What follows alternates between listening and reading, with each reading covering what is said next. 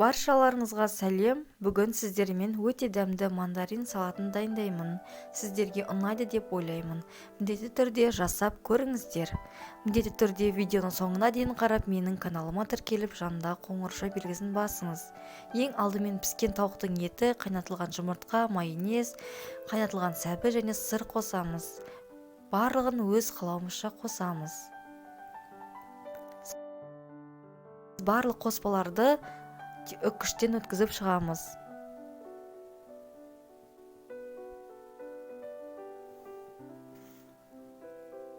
Сәбізден басқа қоспаларды араластырып шығамыз.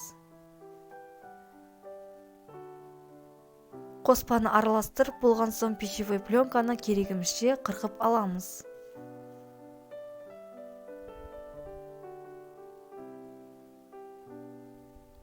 Дайын қоспаны дөңгелектейміз.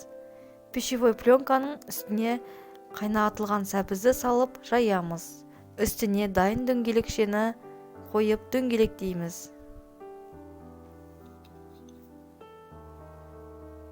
Барлығын дөңгелектеп болған соң пищевой пленканы алып тарелкамызге саламыз.